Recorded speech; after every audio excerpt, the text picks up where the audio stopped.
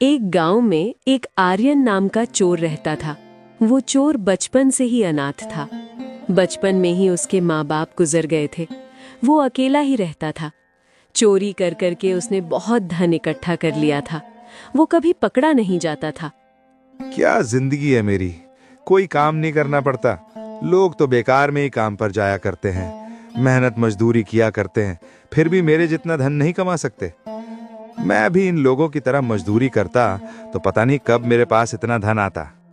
आज मेरे पास इतना धन है कि कोई सोच भी नहीं सकता। नसीब नसीब की बात है। कोई मेरे जितना शातिर भी तो नहीं है।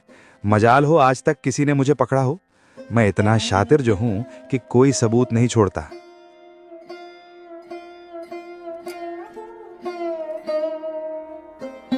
अरे गीता, सुना है अगले हफ्ते तुम्हारी बेटी की शादी है। मुबारक हो। आखिर तुम्हारी बेटी की शादी तय हो ही गई। हाँ मीना, बहुत मुश्किल से शादी तय हुई है। तुम तो जानती हो मेरी बेटी अपाहिज है। न जाने कितने रिश्तों ने उसे ना ठुकराया हो, लेकिन आखिरकार भगवान ने हमारी सुन ही ली और उसका रिश्ता तय हो गया। अच्छा गीता, एक बात बताओ, लड़के वालों ने दहेज तो बहुत मांगा होगा। हाँ मीना, दहेज तो बहुत मांगा है, लेकिन क्या करें, एक यही तो रिश्ता है जिसने मेरी बेटी के लिए हाँ कहा है। उसकी शादी के लिए जमीन गिरवी रखी है। हाँ गीता, और कितने दिन बेटी को घर में बैठा कर रखोगी।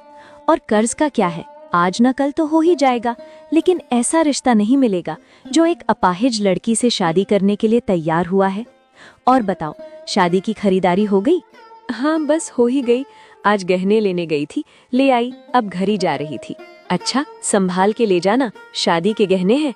ये सारी बातें आर्यन सुन लेता है और मौका देखते ही उस औरत के हाथ में से गहने की थैली चुरा लेता है। चोर चोर, अरे कोई रोको उसे, कोई तो पकड़ो। आर्यन इतनी तेज दौड़ लगाता है कि किसी के हाथ नहीं लगता। वो भाग जाता है। हे भगवान, ये क्या अनर्थ हो गया। मैं तो बर्बाद हो गई। अब मैं घर जाकर क्या कहूंगी? लड़के वालों को क्या कहूंगी? वो तो शादी ही तोड़ देंगे। अब तो मेरी बेटी की शादी कभी नहीं होगी। जिसने भी मेरी बेटी के गहने चुराए हैं, उसे मेरी बद्दुआ लगेगी। उसका कभी भला नहीं होगा, तड़प तड़प के मरेगा।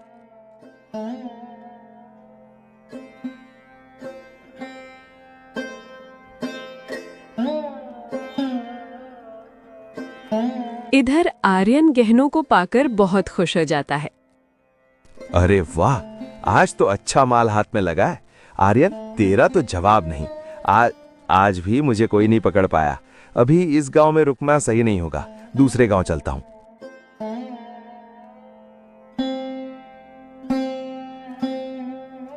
फिर आर्यन दूसरे गांव में जाकर रहने लगता।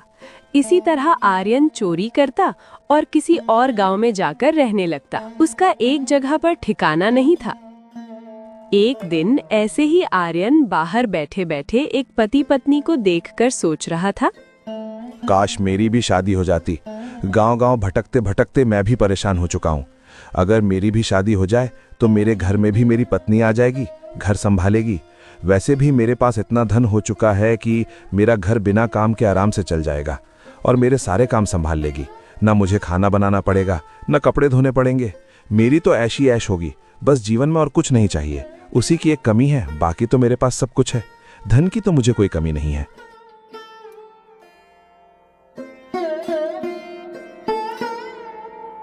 एक दिन आर्यन ऐसे ही गांव में घूम रहा होता है। तभी उसे एक महात्मा जी देखते हैं। वो उनसे जाकर पूछता है, नमस्कार बाबा, मुझे एक बात पूछनी थी। क्या आप मेरे बारे में बता सकते हो? हाँ, क्यों नहीं, पूछो, क्या पूछना चाहते हो? बाबा, मैं शादी करना चाहता हूँ। क्या आप मुझे बता सकते हैं मेरी शादी कब होगी? अच्छा, सुनना चाहते हो तो सुनो। जिस दिन तुझे फांसी होगी, उसी दिन तुम्हारी शादी होगी। ये क्या कह रहे हो बाबा? मुझे फांसी क्यों होगी और फांसी के दिन मेरी शादी? कुछ समझकर बोलो, क्या बोल रहे हो? मूर्ख आदमी, मैं बिल्कुल सत्य कह रहा हूँ। मेरी भविष्यवाणी कभी खाली नहीं जाती। जो लिखा है वो होकर रहेगा। मैं तुम्हारे बारे में सब कुछ जानता हूँ। तुम एक चोर हो, बचपन से आज तक चोरी करते आए हो। तुमने न जाने कितने लोगों का दिल दुखाया है, कितने लोगों की मेहनत उनसे छीनी है। तुम्हें तुम्हारे कर्म का हिसाब चुकाना ही पड़ेगा। जो जैसा कर्म करता है उसे उसका वैसा ही फल भी मिलता है।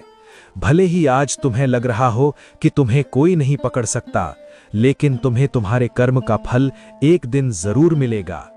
तुम अपने कर्म से भाग नहीं सकते। आर्यन सोच में पड़ जाता है और डर भी जाता है। ये क्या? ये बाबा तो सच में अंतर्यामी है।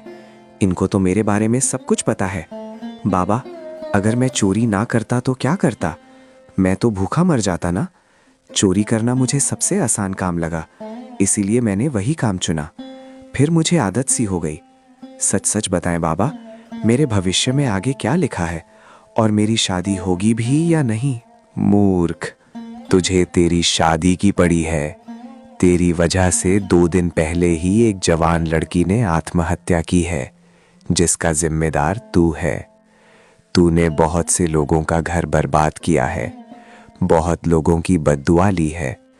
तुमने अपने जीवन में कभी कोई पुण्य नहीं कमाया, सिर्फ पाप ही पाप किए हैं। ये क्या बोल रहे हो बाबा? किस लड़की ने आत्महत्या की है? आप किसकी बात कर रहे हो? और मेरी वजह से क्यों? तूने पिछले हफ्ते जिस औरत से गहने चुराए थे, उस औरत की लड़की ने आत्महत्या कर ली। वो बेचारी एक अपाहिज लड़की थी। बड़ी मुश्किल से उसके माँ बाप ने उसका रिश्ता तय किया था। लड़के वालों ने रिश्ता ठुकरा दिया। अपने माँ बाप का दुख देख उस लड़की ने आत्महत्या कर ली। उसका कारण तू है। तुमने ही उस लड़की की हत्या की। मुझे माफ कर दीजिए बाबा, मुझे नहीं पता था ऐसा कुछ हो जाएगा। मैंने तो इस बारे में कभी सोचा भी नहीं। मैंने लोगों की कभी परवाह नहीं की। मैं बस चोरी करता था और उस गांव से दूसरे गांव जाया करता था। कभी मैंने लोगों के बारे में सोचा तक नहीं कि उनके ऊपर क्या बीतेगी। मुझसे बहुत बड़ा अपराध हो गया बाबा, मुझे क्षमा कर दीजिए। मैं वादा करता हूँ बाबा, आज के बाद कभी चोरी नहीं करूँगा, कभी किसी का दिल नहीं दुखाऊंगा। मुझे क्षमा कर दीजिए। तुमने अपराध नहीं, बहुत बड़े बड़े पाप किए हैं। तुझे तेरी गलती की सजा अवश्य मिलकर रहेगी। तुझे तो मरने के बाद भी मुक्ति नहीं मिलेगी। तू मुक्ति के लिए भी तड़पेगा। मैं क्षमा चाहता हूँ बाबा, मैं अपने किए पर बहुत शर्मिंदा हूँ। मुझे बहुत पछतावा है कि मैंने लोगों के साथ ऐसा किया। आप जो कहोगे मैं करने के लिए तैयार हूँ। कृपया मुझे प्रायश्चित का मौका दीजिए, मैं प्रायश्चित करना चाहता हूँ। कोई तो उपाय बताइए। महात्मा जी उसे कोई उपाय बताते हैं और फिर आर्यन चौंक जाता है और महात्मा जी से कहता है, ये क्या कह रहे हो बाबा? ये असंभव है, ऐसा नहीं हो सकता। अगर तू मुक्ति चाहता है तो यही एक उपाय है और कुछ नहीं हो सकता। अब जा यहाँ से। आर्यन निराश होकर वहाँ से चला जाता है और घर जाकर सोचता है, मैं आज के बाद चोरी करूंगा ही नहीं। फिर देखता हूँ उस बाबा की भविष्यवाणी कैसे सत्य निकलती है। अगर मैं चोरी ही नहीं करूंगा तो मुझे फांसी कैसे हो सकती है। फिर आर्यन सुधर जाता है। उसने अब चोरी करना बंद कर दिया था। उसके पास इतना धन था कि उसे काम पर जाने की भी जरूरत नहीं पड़ती थी।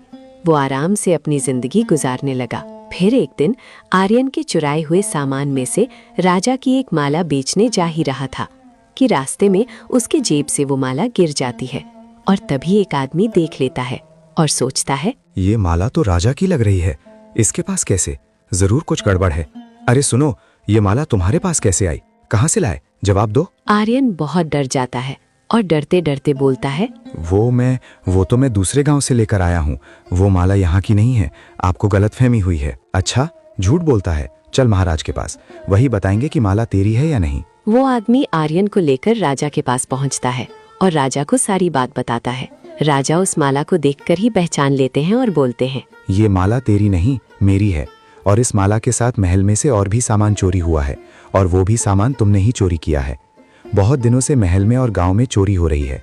तू ही है जो आज तक हमारी नजर से बच रहा था। यही नहीं महाराज, इसके वजह से मीना की बेटी ने आत्महत्या कर ली और बेटी के खोने का दुख माँ बाप को देखा नहीं गया, वो भी चल बसे। आर्यन सर झुकाए सारी बातें सुन रहा था। उसे पता था उसके पास बचने का कोई रास्ता नहीं। राजा को ये सुन बहुत गुस्सा आता है। इसे बंदी बनाकर कारागृह में डाल दो और कल सुबह होते ही इसे फांसी दे दो।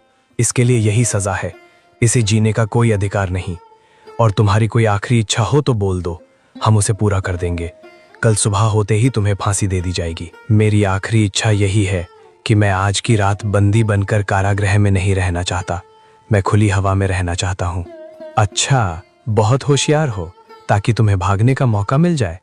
बहुत हो गया, तुम अब बच नहीं सकते, लेकिन मरने वाले की आखिरी इच्छा हम जरूर पूरी करेंगे। तुम्हें खुली हवा में रहना है ना, तो ठीक है, लेकिन हमारे आदमी तुम्हारे साथ ही रहेंगे।